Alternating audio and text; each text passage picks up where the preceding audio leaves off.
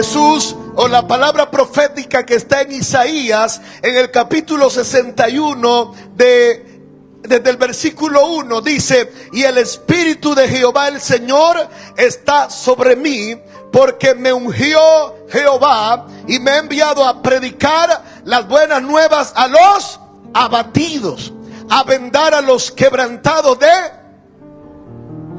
de corazón. Hay gente que lo que hace es desbaratarlos más, ¿verdad? Pero levante su mano y diga: el Señor me mandó a vendar. Hay alguien que está abatido, pues el Señor le mandó a vendarlo. A vendar a los quebrantados de corazón, a publicar el chisme de la... a publicar libertad a los cautivos, a los presos, apertura de la cárcel, a proclamar el año de la buena voluntad de Jehová y el día de venganza del Dios nuestro, a consolar a los enlutados, a ordenar que a los afligidos de Sión se les dé gloria en lugar de ceniza, y óleo de gozo en lugar de luto, y manto de alegría en lugar de espíritu angustiado. Y serán llamados árboles de justicia, plantío de Jehová para gloria suya. Reedificarán las ruinas antiguas, levantarán los asolamientos primeros y restaurarán las ciudades arruinadas y los escombros de muchas generaciones. Ahora, cuando vemos a Jesús hablando en el libro de Juan, capítulo 14, del versículo 12 en adelante, Jesús dijo: de cierto digo, que el que cree en mí, las obras que yo hago, él hará también, y aún mayores, porque yo voy al Padre. Entonces mira que está al lado suyo y dile: hay una asignación en tu vida. Vamos, dígale a alguien: hay una asignación en tu vida. Y hay una asignación de predicar las buenas nuevas a los abatidos, de vendar a los quebrantados, de publicar libertad a los cautivos, a los presos, apertura de la cárcel, a proclamar el año de la buena voluntad, a decirle a los afligidos de Sión que se les dé gloria en lugar de ceniza, óleo de gozo en lugar de luto y manto de alegría en lugar de espíritu angustiado. Eso es un problema para el reino de las tinieblas. Porque cada vez que usted le predica a alguien, cada vez que usted declara sobre alguien óleo de gozo, manto de alegría, que usted declara liberación a un cautivo, el reino de las tinieblas pierde territorio.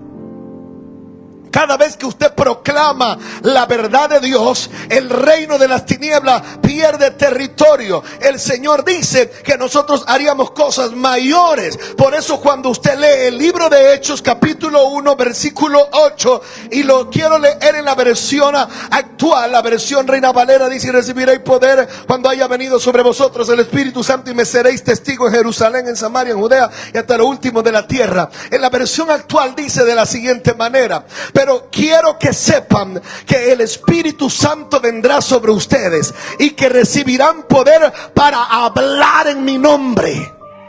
Vamos, dígale a alguien: vas a hablar en el nombre del Señor. Para hablar en el nombre del Señor, eso en otras palabras es tener autoridad. Cuando usted se presenta y cuando usted habla, usted no habla en nombre de una organización. Satanás no le tiene miedo al nombre de una organización. Satanás le tiene miedo al nombre que es sobre todo nombre, al nombre de aquel que lo venció en la cruz del Calvario, de aquel que resucitó al tercer día, de aquel que él mismo dijo: y recibirán poder cuando haya venido sobre vosotros el Espíritu Santo, aleluya, y hablarán en mi nombre, hablarán de mí en Jerusalén, en todo el territorio de Judea, en Samaria y también hasta los lugares más lejanos del mundo. Ahora, si todo esto que hemos hablado tiene que ver con Jesús y tiene que ver con nosotros, quiere decir que la asignación que usted y yo tenemos, por la cual el Señor nos libertó de las tinieblas y nos trajo a su luz admirable, es una asignación poderosa. Y como es una asignación poderosa, va a tener la oposición del enemigo. El problema es que nos hemos pensado que a nosotros nos va bien cuando no hay oposición. Se nos ha creado en la mente una manera, un estilo de pensar, que creemos que cuando todas las cosas parecen ir bien, es que están bien. Pero no nos hemos dado cuenta que en el reino de Dios las cosas están bien, aunque todo parezca ir en contra nuestra. Imagínese que usted tiene una barca. Y una barca necesita vientos a su favor, ¿sí o no? En el mundo natural, si yo quiero llegar a un puerto y mi barca es al tiempo antiguo, que era pura velas, se encendían con los fósforos, no, esa no. Aquellas, ¿cómo diríamos? Aquellas telas, por decir, el viento la impulsaba y la llevaba al destino. Pero cuando el viento era contrario, había problemas.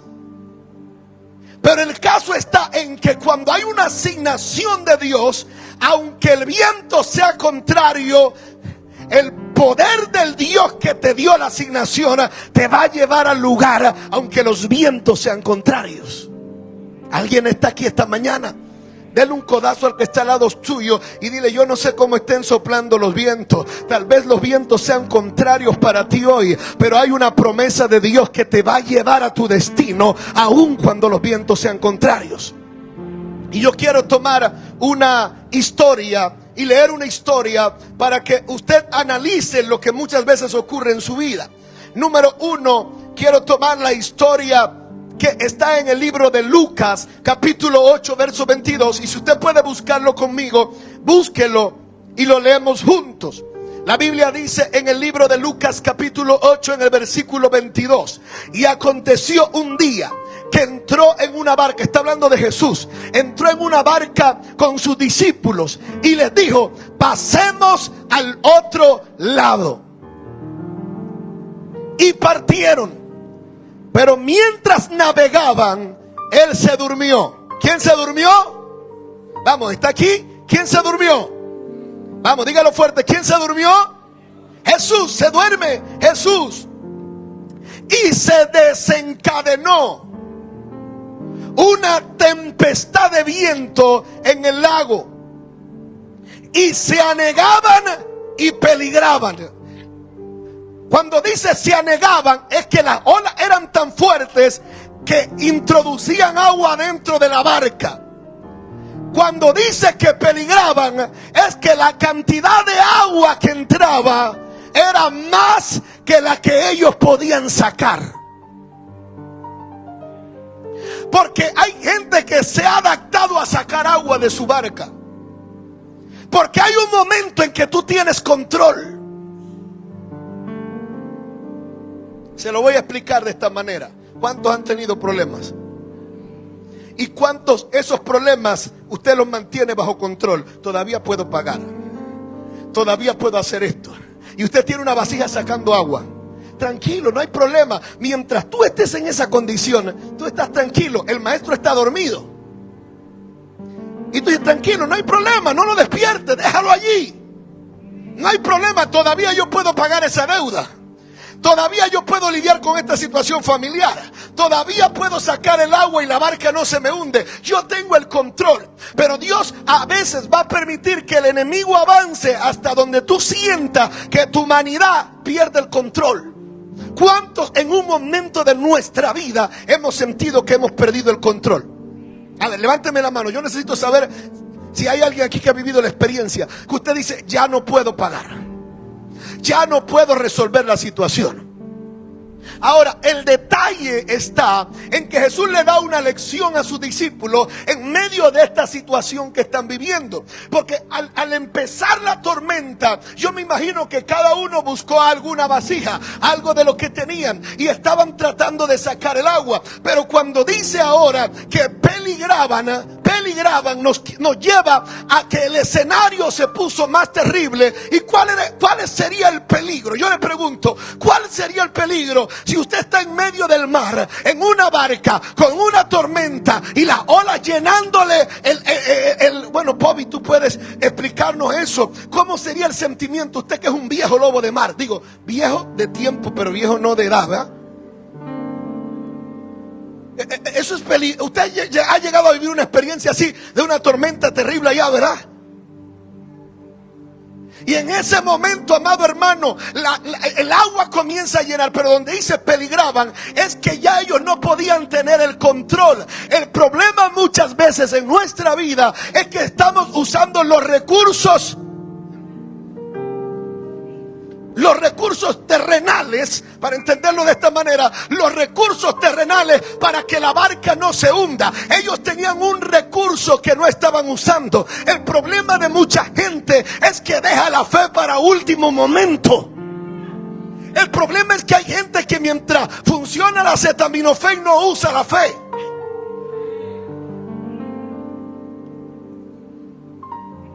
Se me va a dañar la prédica pronto.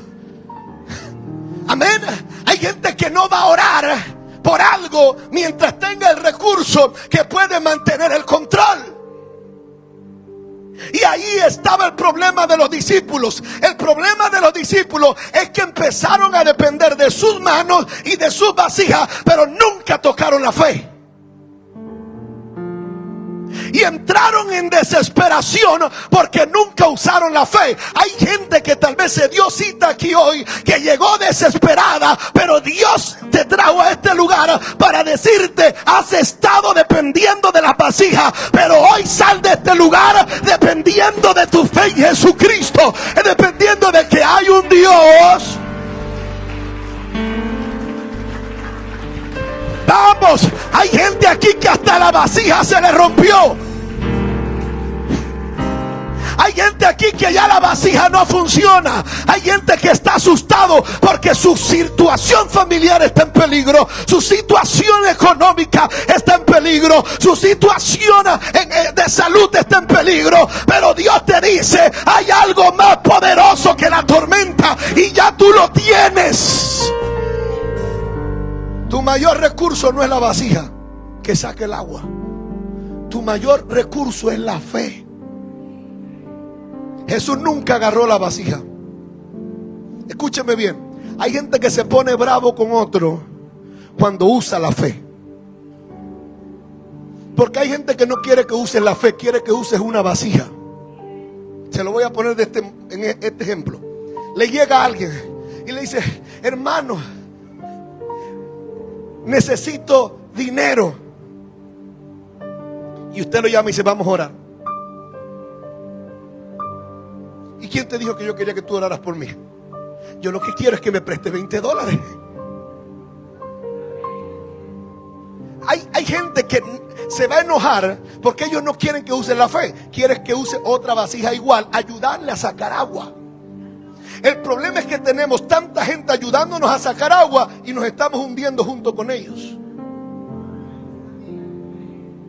Llega un momento que aunque todos estaban sacando, su vida empezó a correr peligro y Jesús estaba allí. El detalle es que hay gente corriendo peligro con Jesús allí.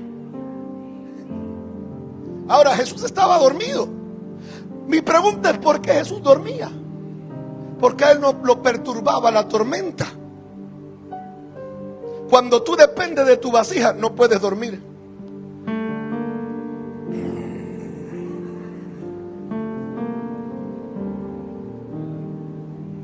Mire, lección desde la barca. Número 1. Usted quiere saber si usted está dependiendo de su vasija. No duerme en medio de las tormentas. Si usted lleva varias noches sin dormir, abra bien sus oídos en esta mañana, porque Jesús está en la barca. Así que ellos inmediatamente, dice la Biblia, que peligraban. Diga conmigo, peligraban. ¿Qué quiere decir que peligraban? que estaban en serios problemas porque la barca se iba a hundir y Jesús se iba a hundir dormido.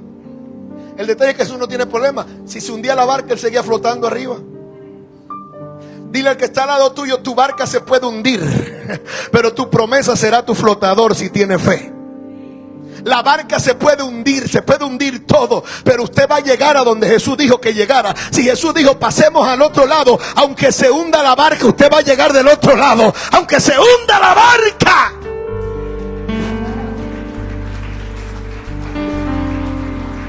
Alguien diga: voy a llegar del otro lado, aunque desaparezcan los amigos, aunque desaparezca la economía, aunque desaparezca todo, voy a alcanzar lo que Dios dijo. Si Dios lo dijo, yo lo creo. Si Dios lo dijo, eso es fe.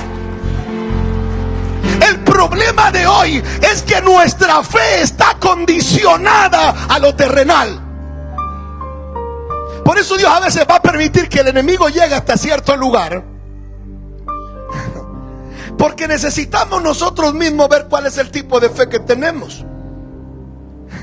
Hay gente que tiene mucha fe si el bolsillo está lleno. Ay, yo tengo una fe, gloria a Dios, hermano, échale para adelante. Pero el día... ¿Cuántos han venido a la iglesia con el bolsillo lleno? Cuando el Señor nos hizo volver de la cautividad. Pero el día que está el bolsillo vacío. Cuando el Señor me hiciere volver de la cautividad, entonces yo seré como los que sueñan. Mi boca se llenará de risa. ¿Sabe por qué yo le cambio la letra a esa canción siempre? Porque eso lo escribieron cuando ellos estaban en el exilio y soñaban con ser libres. A usted Cristo lo liberó ya.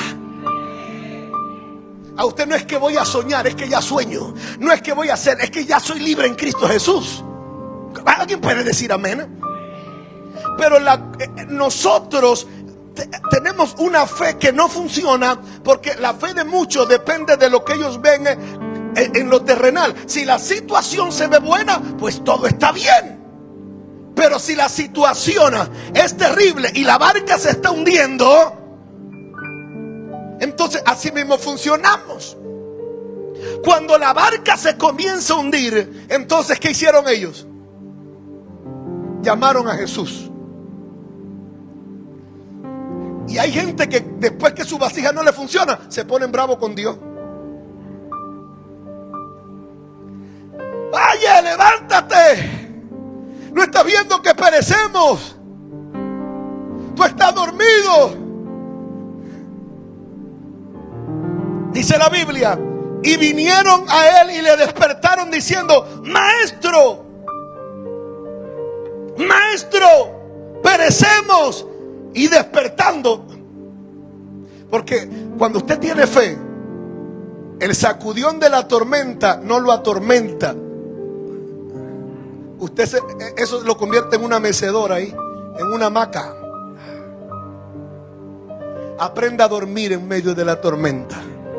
Aprenda a descansar en medio de la tormenta. Aprenda a creerle a Dios en medio de la tormenta. La tormenta son los problemas de la vida, pero tu fe es el ancla que está agarrada de Dios. Y dice que se despertó. Él no se puso a sacar agua. Que ahí digo, hay mucha gente que se pone bravo con usted si usted no se pone a ayudarles a sacar agua. Y dice: y despertando reprendió el viento y a las olas, y cesaron, y se hizo gran bonanza. Y les dijo: ¿dónde está vuestra fe? Las vasijas sé dónde las tienen, pero la fe de ustedes, ¿dónde está? ¿Dónde está vuestra fe? Y atemorizado, aquí está el problema. Atemorizado, los discípulos que caminaban con él, que habían ya visto milagros, dice, se maravillaban. ¿Y sabe qué decían los unos con los otros? Decían: ¿quién es este? No habían conocido todavía verdaderamente quién era al que ellos seguían. Y el problema de muchos es que todavía no han conocido verdaderamente a quién están siguiendo. Y se preguntaban: ¿quién es este que aún los vientos y las aguas manda y le obedecen? Ahora, número 2. Acabamos de ver un escenario terrible.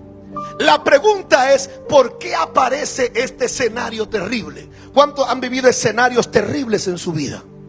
¿Y embajada? ¿Embajada también? Si usted ha vivido escenarios terribles en su vida o en su vida, en la vida suya, si ha vivido esos escenarios terribles, hoy tenemos que comprender algo.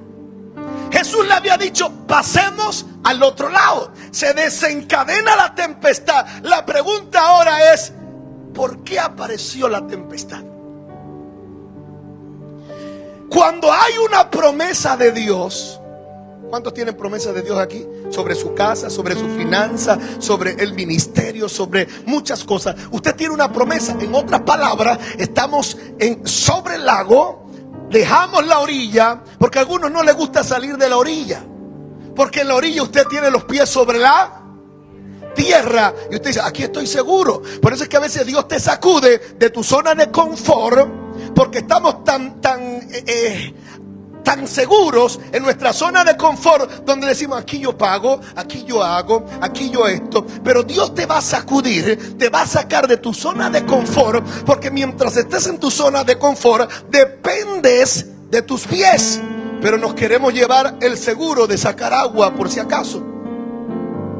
Cuando ellos salen de su zona de seguridad, entran en la barca, se desencadena la tempestad. La pregunta nuevamente es, ¿por qué la tempestad? El diablo tiene un olfato espiritual, que cuando él ve movimiento de presencia de Dios y de palabra de Dios, él entiende que hay algo que está próximo a ocurrir. Nosotros, el Señor nos habla y nosotros, ¿qué será? Pero inmediatamente que Jesús dice, pasemos al otro lado, algún demonio que estaba por ahí rondando escuchó, va inmediatamente y le dice al diablo, mira, aquí hay un problema, Jesús va a cruzar al otro lado. El diablo inmediatamente, él no sabe qué va a pasar, pero el diablo sabe que del otro lado hay una persona que él tiene encadenada con más de 2000 demonios. El diablo sabe que si Jesús cruza al otro lado con sus discípulos, lo que él ha hecho por muchos años con el gadareno,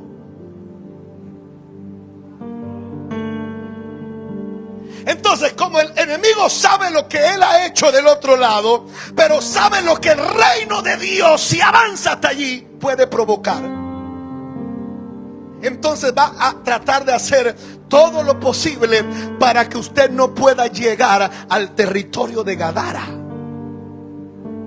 ¿Cuántos todavía no han llegado a donde Dios dijo que iban a llegar? Levánteme la mano los que todavía dicen, pastor, algunos ni he salido en la barca todavía.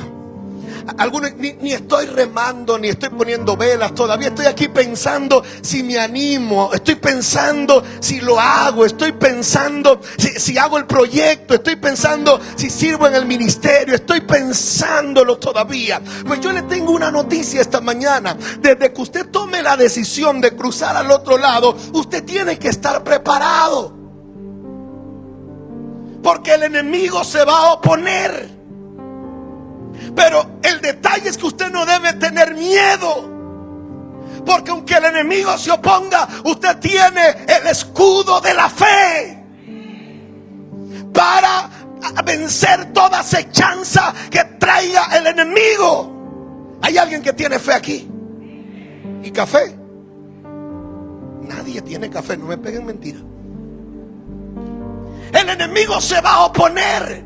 Así que cuando Jesús duerme, el enemigo verifica, levanta una tormenta. Esta tormenta, que era una tormenta real, nos habla a nosotros de tormentas que se levantan en lo espiritual para tratar de detenernos. Se recuerda cuando pusimos el ejemplo de cómo el reino avanza a pesar de sus enemigos. Hay gente que dice, pastor, pobrecito yo, todo lo que me está ocurriendo, el enemigo la tiene en contra mía, la gente la tiene en contra mía. No es que la gente la tenga en contra suya, es que el diablo está tratando de que tú no llegues al otro lado, porque si tú llegas al otro lado liberado se convierte ese esposo, se convierte ese hijo, es liberada esa ciudad, es liberado esa persona. Hay algo que va a ocurrir. Usted no se imagina cuántas cosas está tratando de hacer el enemigo para asustarlo a usted, para que se hunda en medio de una tormenta, para que se hundan sus emociones, para que se hunda su fe, para que se hundan sus proyectos, para que se hundan sus sueños. Porque si usted llega al otro lado, algo va a pasar.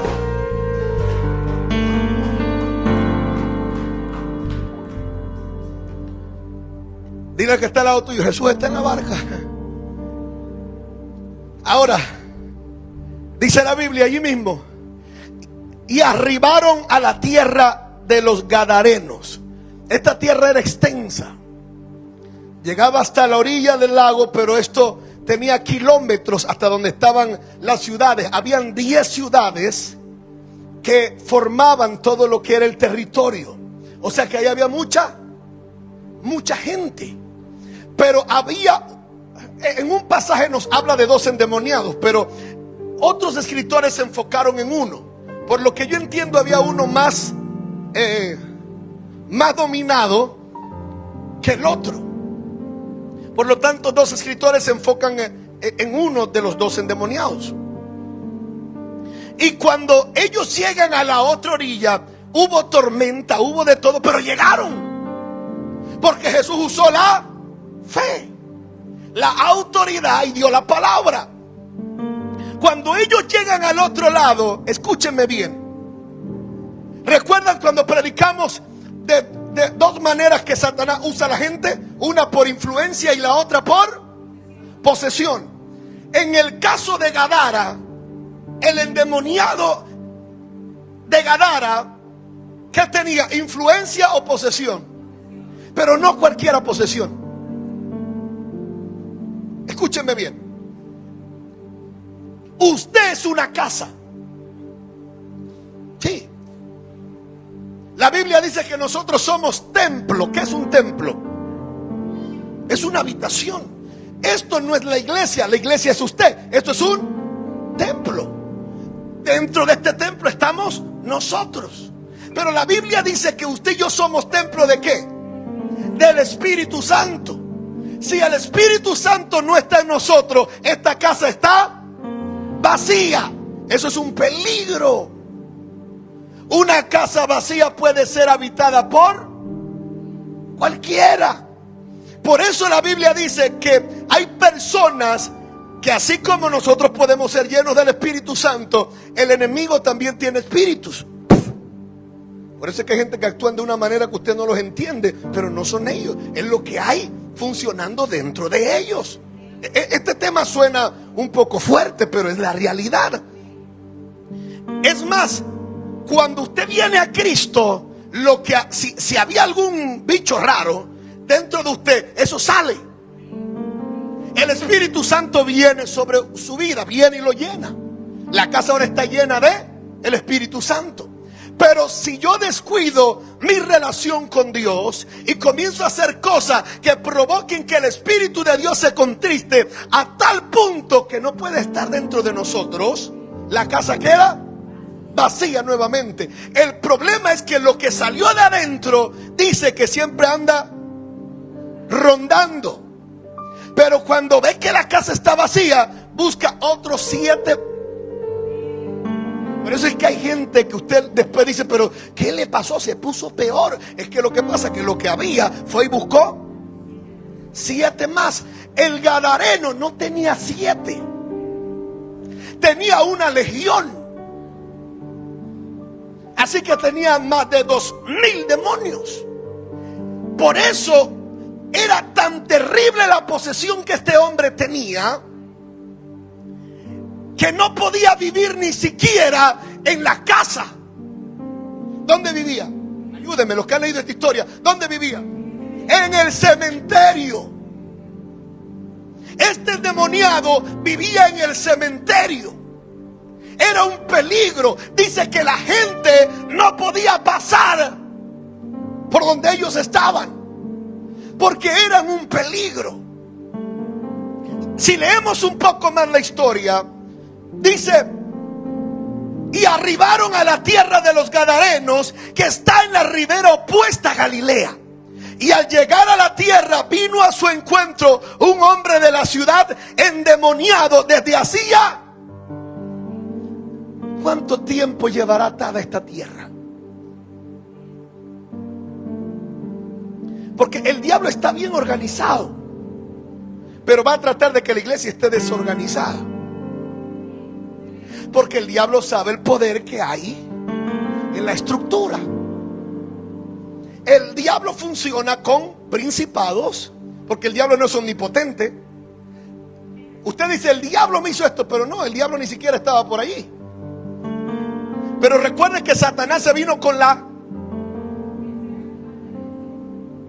y tiene principados, potestades y gobernadores y huestes espirituales de maldad.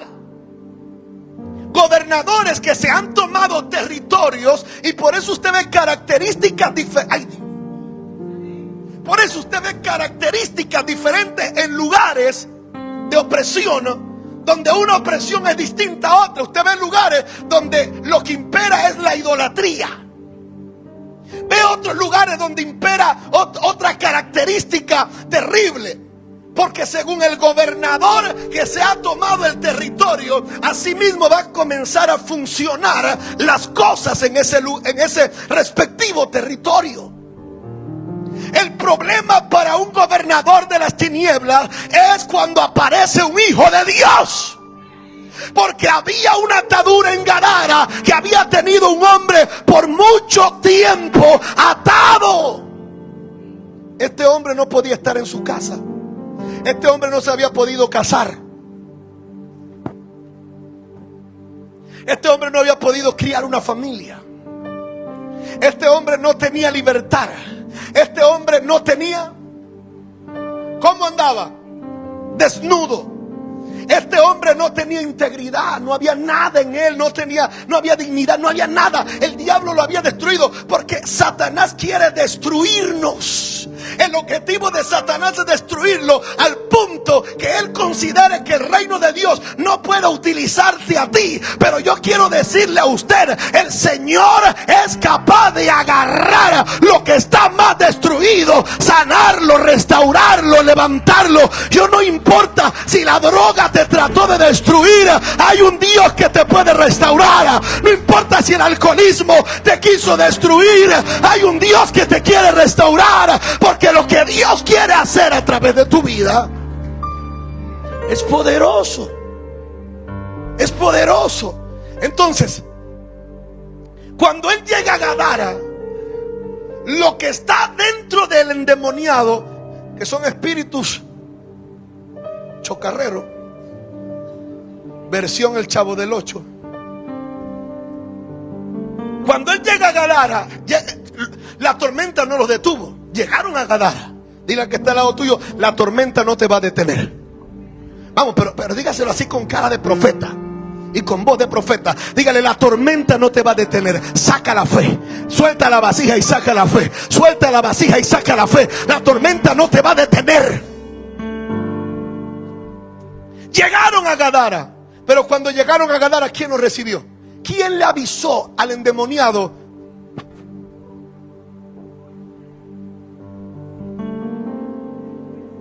Mire, le voy a hacer una pregunta. ¿Cuántos han conocido a alguien que sin hacerse amigos, sin compartir mucho, usted le cayó mal desde el principio? Levánteme la mano los que usted... Y usted no entiende y dice: pero le caí mal. Y usted se va para su casa: pero ¿yo qué le he hecho? ¿Yo qué le he dicho? ¿Le ha pasado eso? ¿Cómo usted se sintió? ¿Se sintió? Escúcheme esto. Cuando Jesús llega a Gadara con sus discípulos, ellos están contentos y en bendición porque no se hundieron. Pero cuando llega a Gadara, ¿quién los recibió? No siempre te va a recibir gente con aplausos. Usted tiene que saber que cuando tú determinas hacer algo, sea en los negocios, sea en lo espiritual, sea los hermanos que van a correr para representante, para diputado, para alcalde, para algún puesto de elección, a los que levantan una empresa, a los que van a abrir un grupo familiar, a los que van a servir a Dios de alguna manera, muchas veces no te van a recibir con aplauso. Muchas veces lo primero que lo va a recibir usted es los gadarenos. Cuando Jesús llega a la orilla, dice la Biblia, arribaron a la tierra de los gadarenos. Y al llegar a la tierra vino a su encuentro un hombre de la ciudad. ¿De dónde era? De la ciudad. Endemoniado desde hacía mucho tiempo. No vestía ropa ni moraba en casa, sino en los sepulcros, o sea, en el cementerio. Este, al ver a Jesús, lanzó un gran grito. Lanzó un grito, pero se postró a los pies. Lanza un gran grito, se postra a los pies y exclamó a gran voz: ¿qué tienes conmigo, Jesús, Hijo del Dios Altísimo? Te ruego que no me atormentes. Mi pregunta es, Jesús ya había dicho algo. Jesús está bajando de la barca. Pero el problema es que lo que tenía Jesús a kilómetros de distancia ya lo atormentaba. ¿Por qué hay oposición en contra tuya? Porque tú cargas algo que atormenta al diablo. Pero ¿sabes cuál es lo terrible? Que hoy son los cristianos los que andan atormentados. Ay, pastor, el problema que yo tengo. Ay, pastor, lo que estoy viviendo. Ay, pastor, ¿y ahora qué hago? Ay, y andan atormentados. Se ha virado. Si se lo digo en santeño, se viró la tortilla. Pero eso no fue lo que Dios nos llamó. Dile al que está al lado tuyo: Dios te mandó a atormentar el reino de las tinieblas, no que el reino de las tinieblas te atormente a ti. Así que si hay algo que te está atormentando, algo anda mal en tu vida espiritual que tiene que ser arreglado. Yo creo que debo parar ya esta enseñanza esta mañana, porque hay demasiada gente atormentada. Estamos viendo demasiada gente que no puede descansar. Estamos viendo demasiada gente que no puede dormir. Estamos viendo demasiada gente que su vida anda en zozobra. Pero el detalle es que cuando Jesús llega a Gadara, Jesús no dice: ay, aquí le llega alguien. Digamos que hubiera llegado alguien antes. ¿Cómo está, Jesús? Bienvenido. Ay, aquí casi nos morimos. Casi nos morimos. Hay gente así. Usted se lo encuentra y lo primero: ¿cómo está? Cállate. He estado casi muriéndome. Lo primero que dicen es eso. Cuando Jesús llegó, no llegó allá: Dios mío, casi nos ahogamos allá en el charco. No, Él no dijo eso. Cuando Jesús llegó, ni siquiera había dicho nada. Y el endemoniado lo que dice es: ¿por qué nos atormenta? Ahora entiende por qué hay gente que le cae mal. Y tú dices: pero ni siquiera abierto la boca. Pero el detalle es que tú cargas un poder del Espíritu Santo, que a kilómetros de distancia el reino de los cielos, de las tinieblas, ya entiende el poder que está funcionando a través de tu vida. A su nombre. Entonces dice: ¿por qué nos atormentas? Te ruego que no nos atormentes. Porque andaba el espíritu inmundo. Manda al espíritu inmundo que saliese de este hombre. Pues hacía mucho tiempo que se había apoderado de él, y le ataban con cadenas y grillos, pero rompiendo las cadenas era impelido por el demonio a los desiertos. Y le preguntó a Jesús diciendo: ¿cómo te llamas? Ahora, normalmente Jesús los callaba y los mandaba a echar. ¿Por qué en esta ocasión les preguntó? Porque era necesario que los discípulos entendieran lo que ellos fueron a hacer a la otra orilla. Era necesario que los discípulos entendieran el nivel de oposición que tuvieron, a qué se debía. Le pregunta: ¿cómo se llama, y él dijo, Legión, porque muchos demonios habían entrado en él y le rogaban que no los mandase ir al abismo. Y había allí un hato de muchos cerdos que hacían en el monte, y le rogaron que lo dejase entrar en los cerdos. Les dio permiso. Y los demonios salidos del hombre entraron en los cerdos, y el hato se precipitó por un despeñadero al lago y se ahogó. Ahora, los que apacentaban los cerdos, cuando vieron eso, fueron a avisar a las ciudades. No siempre lo que usted haga para Dios va a alegrar a la gente. El problema número 2 en la generación cristiana de hoy es que piensa que lo que usted hace bueno, todo el mundo se lo debe aplaudir. Y por eso, cuando no recibe los aplausos, se enferma emocionalmente. Y cuando se enferman emocionalmente, dejan de hacer lo que Dios les mandó. Hoy yo estoy aquí para darle una palabra de parte de Dios. La iglesia, por lo menos en esta, y los que me escuchan, esta palabra, usted no puede depender de que la gente apoye lo que usted hizo. Usted debe depender de que usted obedeció a Dios que lo mandó. Hacer lo correcto, o sea, hacer lo que la voluntad de Dios le está pidiendo que usted haga, no va a ser siempre aplaudido por la gente. Pueda que en algunas ocasiones sí, pero no siempre va a ser aplaudido por la gente. Va a convertirse en un problema. Cuando se dieron cuenta que Jesús había reprendido a los espíritus que estaban en aquel hombre, ¿qué fue lo que hizo la gente? Por favor,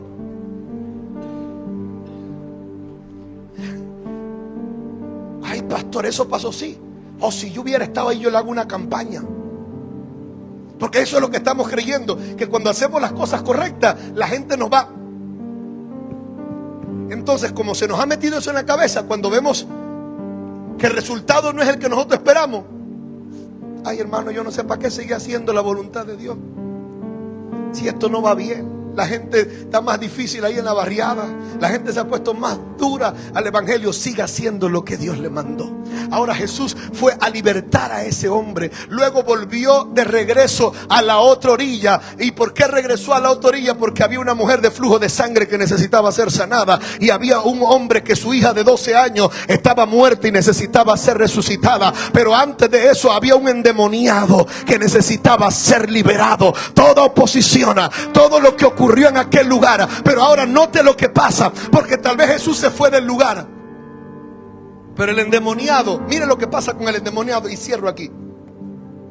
El endemoniado, mire lo que ocurre. Dice el verso 38: y el hombre a quien había salido los demonios, ahora no estaba hablando los demonios, primero los demonios fueron los que hablaron, pero cuando el hombre es libre, ahora habla él. Y dice, y le rogaba que le dejase estar con él. Pero Jesús le despidió. Ahora, ¿por qué Jesús no deja que el endemoniado siga con él? ¿Está listo para esto? La respuesta está aquí mismo. Lo despidió, le dijo, no, chao, tú no te vas conmigo. ¿Por qué? Le dijo, vuelve a tu casa. Porque hay gente que no puede volver a su casa porque su mente está trastornada por el reino de las tinieblas. Cuando el reino de las tinieblas deja de operar en la mente del hombre, el hombre vuelve a saber dónde está su casa. Estoy hablando en un sentido espiritual, pero que también va a afectar en nuestras áreas de vida. Inmediatamente el hombre tiene claridad. El Señor le dice, no.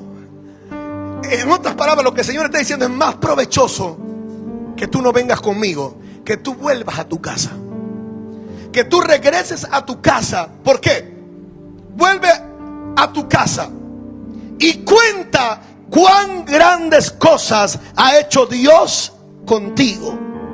Y él se fue publicando. No había radio. Si este hombre hubiera tenido oportunidad, se va hasta las emisoras de radio. Pero dice, y se fue publicando por toda la ciudad cuán grandes cosas había hecho Jesús con él. Escúcheme lo que le voy a decir. El Señor fue a libertar a un hombre para levantar el primer evangelista de Gadara. Hay pueblos de donde usted salió que nadie ha ido a predicar y usted no es la casualidad. Hay lugares donde usted ha estado y la gente, pastor, pero es que como yo voy ahí, si ahí la gente me vio en la cuneta cuando yo era borracho. Ahí la gente me vio cuando yo era mentiroso. Ahí la gente me vio cuando yo hacía esto. Ahí la gente me conoce. Ahí la gente sabe. Sí, pero cuando te vuelvan a entrar, cuando te vuelvan a ver entrar, van a ver a alguien diferente. Y solamente tus pisadas y tu caminar le hablará a alguien que hay un Dios. Que hay un Dios, vamos, alaba la gloria de Jehová, que es capaz de transformar la vida de alguien. Alábale si puedes. Póngase sobre sus pies. Iba a seguir, pero ya el tiempo no me da. Ve a tu casa. Y se fue publicando por toda la ciudad cuán grandes cosas había hecho Jesús con él. Ahora, la Biblia no nos explica todo el efecto, porque hubo gente que le pidió a Jesús que se fuera. Pero ¿por qué hubo gente que le pidió a Jesús que se fuera? ¿Se lo explico? En 30 segundos. ¿Sabes por qué hubo gente que le pidió a Jesús que se fuera? Porque para ellos nunca les importó con la vida del gadareno. A ellos les importaba los puercos.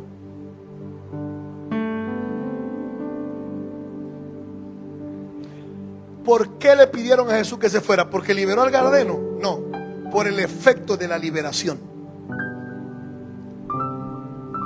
Porque el efecto de la liberación produjo que se muriera un hato de cerdo. Eso era imagínense, si por lo menos 2000 puercos se murieran hoy, ¿cuánto eso es en plata?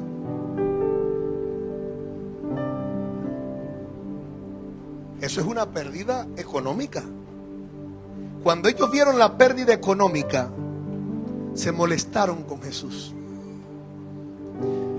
Porque lo que Jesús quería era demostrar: en esta ciudad hay un problema.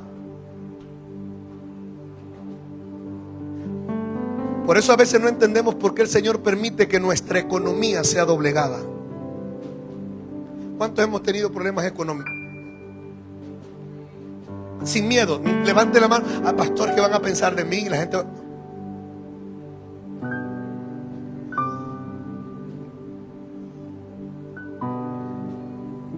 Haga un análisis. ¿Cuántos oraron mucho cuando tenían problemas económicos?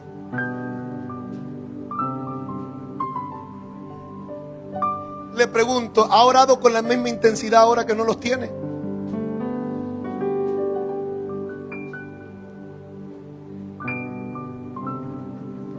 Hay veces que Dios va a permitir que nuestra economía se vea sacudida para ver en quién tú estás dependiendo. Ellos no querían a Jesús, pero aunque Jesús se fue, Jesús se quedó. ¿Cómo es eso, pastor? Aunque Jesús se fue, ahora tenía un embajador en Gadara, que cuando caminaba por las calles la gente tenía que decir: él era el endemoniado, él era el que rompía cadenas. Pero yo quisiera imaginar cuando llegó a la casa. No sé si se endemonió después que estaba casado. Eso sí es terrible. Pero lo que sí sé es que se endemonió teniendo mamá. Que la Biblia no me explica si tenía hijos, pero lo más seguro sí tenía mamá. ¿Cuánto sufriría esa madre? Le pregunto, ¿cuántas madres aquí han sufrido por un hijo? Y no estoy diciendo que porque el hijo haya sido malo. Puede ser que fue atacado con una enfermedad, con algo. ¿Cuántos han sufrido por un hijo? ¿Cuántas lágrimas lloró esa madre? ¿Cuántas veces tal vez su mamá pidió amárrenlo para que no se golpee? Yo recuerdo en una liberación un día, y yo he contado esto otras veces, un joven se levanta en el aire, hermano, se levantó en el aire. Puede preguntar en Tonosí lo saben bien. Y vaya por la iglesia alrededor, que ahí en la iglesia alrededor la gente corrió a las 11 de la noche. Se llenó la iglesia ese día. Ese día no, esa noche. Y el espíritu hacía que ese muchacho se estrellara contra el piso. Yo le metía la mano para que no se golpeara. Yo me golpeé esta parte de mi mano para tratar de que no se desbaratara la cabeza. Yo me puedo imaginar a esa madre tratando de pedir: ayúdenme, amárrenlo. Yo lo tengo aquí en la casa amarrado. Pero el problema era que rompía las cadenas. Usted sabe, llegó un momento que tal vez esa madre dijo: ya, no se puede hacer nada. ¿Cuántas veces tal vez esa madre trató de acercarse al cementerio? No a visitar a un muerto, pero sí un muerto viviente. Pero usted puede imaginarse aquel día, después que alguien se atrevió a vencer una tormenta. Por eso atrévete a vencer tu tormenta, porque hay alguien que necesita liberación. Por eso yo le digo hoy: no te rindas en medio de tu tormenta, porque tú no te imaginas lo que va a ocurrir después de tu tormenta. Tú no sabes cuánta gente va a ser bendecida después de tu proceso, después de tu tormenta, después de haber vencido casi la misma muerte. Yo no sé si tocó la puerta y tal vez aquella mujer esperando el día que le dijeran que su hijo ya estaba muerto. Tal vez cuando abre la puerta y ve a su hijo con un semblante diferente, ya no estaba desnudo. Yo no sé, tal vez buscó ropa o los mismos discípulos de la mochilita que llevaban le dieron, yo no sé. Pero yo sí estoy seguro que ya no andaba desnudo. ¿Cuánto tiempo tenía esa madre que no le podía dar un abrazo a su hijo?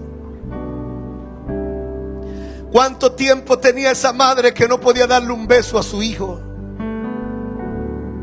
Pero ahora ese día lo podía dar, porque hubo alguien que venció la tormenta. Eso es lo que el enemigo no quiere que tú llegues.